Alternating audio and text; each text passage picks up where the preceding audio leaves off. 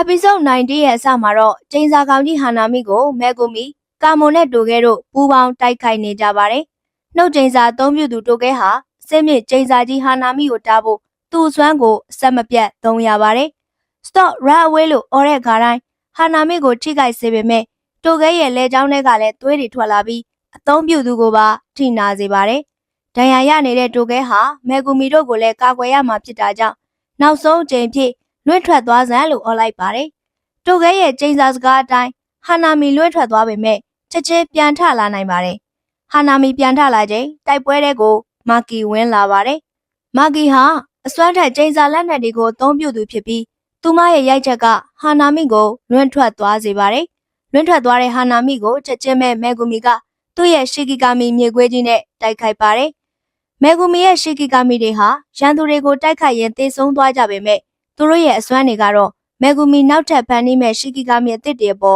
်ရောက်သွားမှာပဲဖြစ်ပါတယ်။မာကီနဲ့မဲကူမီတို့ကလိုက်ဖက်ကြီးစွာနဲ့စစ်မြင့်ကျင်းစာလက်နက်တွေကိုသုံးပြီးဟာနာမီကိုတိုက်ခိုက်ကြပါတယ်။ဒါပေမဲ့ဟာနာမီရဲ့ပန်းမူလေးက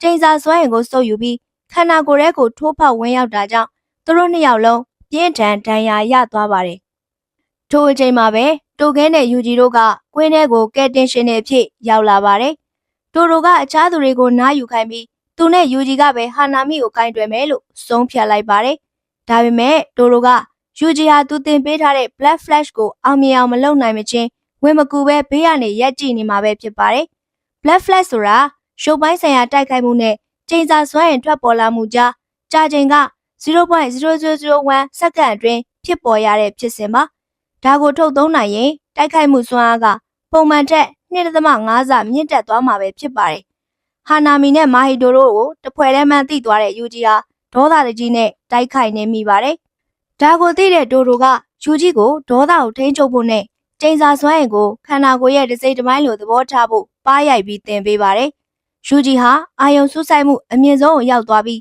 းဟာနာမီကိုပြင်းထန်လာတဲ့ Black Flash နဲ့ထမဆုံးအကြိမ်ထိုးနှက်နိုင်ခဲ့ပါတယ်။ဟာနာမီကိုတိုက်ခိုက်ပြီးနောက်ယူဂျီဟာကျင်းစာစွမ်းရဲ့အရာသာကိုထမဆုံးခံစားအသုံးပြုနိုင်ခဲ့ပြီဖြစ်ပါတယ်။ယူဂျီက Black Flash ကိုအောင်မြင်သွားပြီးတဲ့နောက်တိုလည်းတိုက်ပွဲထဲဝင်လာပါတယ်။ဟာနာမီရဲ့တိုက်ခိုက်မှုတွေကိုနှစ်ယောက်သားစီးကျက်ညီညီနဲ့ချိန်သားကိုက်အောင်လုပ်ပြီးရှောင်နိုင်ခဲ့ကြပါတယ်။ဟာနာမီဟာတိုက်ပွဲအတွင်းမှာပဲမာဟီတိုနဲ့ပြောခဲ့တဲ့စကားတွေကိုသတိရနေပါတယ်။မာဟီတိုက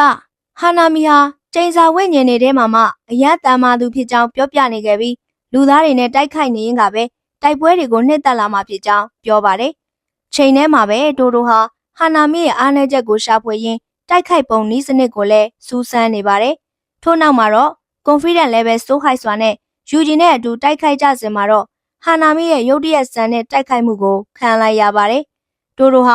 ာဟာနာမီရဲ့တစ်မြစ်စူးတွေနဲ့ထိုးခံရလူဆဲဆဲမှာပဲသူ့ရဲ့ဘိုဂီဝိုဂီအစွမ်းကိုသုံးပြီးဟာနာမီနဲ့နေရာချင်းလဲလိုက်ပါတယ်။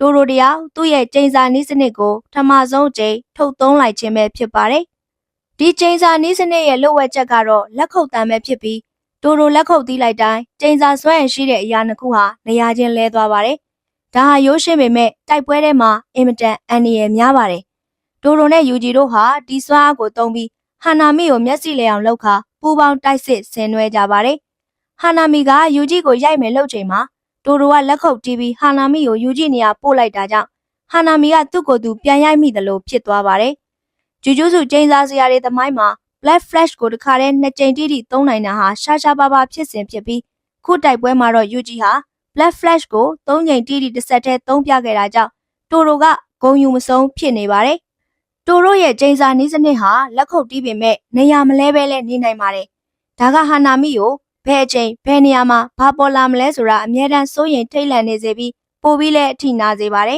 ။တိုနဲ့ယူဂျီရဲ့ဖိအားတွေကြောင့်ဟာနာမီဟာသူ့ရဲ့ဘယ်ဘက်လက်မောင်းမှာရှိတဲ့ပန်းပွင့်ကိုဖွင့်လိုက်ပြီးတိုနဲ့ယူဂျီစီကိုကျင်းစာစွမ်းရည်စားသုံးတဲ့ပန်းပူးတွေကိုပစ်သွင်းဖို့ကြိုးစားလိုက်ပါတယ်။ဒါပေမဲ့တိုကယူဂျီနဲ့ဟာနာမီကိုချိန်မီနေရာလဲပေးခဲ့ပြီးပန်းပူးတွေရဲ့လှုပ်ဝက်ချက်ကိုလည်းသူ့စိတ်ကူးတွေကတာကာရာချန်ရဲ့အကြံပေးမှုနဲ့သိခဲ့ပါတယ်။ဟာနာမီရဲ့ပန်းပူးတွေဟာကျင်းစာစွမ်းရည်ကိုစားသုံးပြီးကြီးထွားလာမှာဖြစ်တာကြောင့်တိုဟာသူ့ကိုယ်မှာကာယံထားတဲ့ကျင်းစာစွမ်းအားလုံးကိုဖျောက်လိုက်ပြီးတာမန်လက်နဲ့ပဲပန်းပူးတွေရဲ့ရန်ကနေကာကွယ်လိုက်ပါတယ်။နောက်ဆုံးမှာတော့ညံကောင်းလာတဲ့တိုဟာမြစ်ထဲကျခဲ့တဲ့မာကီရဲ့ကျင်းစာလက်နက်နဲ့ ယူဂျီကိုနေရာထက်လဲလိုက်ပြီးဟာနာမိကိုပြင်းထန်တိုက်ခိုက်ခဲ့ပါတယ်။အားနည်းသွားတဲ့ဟာနာမိဟာပတ်ဝန်းကျင်ကပင်တွေရဲ့အစွမ်းကိုစုပ်ယူပြီးတိုက်စစ်ဖွင့်မှုပြင်လိုက်ပေမဲ့ရုတ်တရက်အမောင်တုတားစီအားပျက်စီးသွားပြီးကိုကျိုးကိုတွေးလိုက်ရပါတယ်။ကိုကျိုးကောင်းကင်မှာပေါ်လာတာနဲ့တိုက်ပွဲကွင်းမြင်တစ်ခုလုံးကလူတွေရောကျိန်စာကောင်တွေပါသူ့ရဲ့ပြင်းထန်တဲ့ကျိန်စာစွမ်းဖိအားကို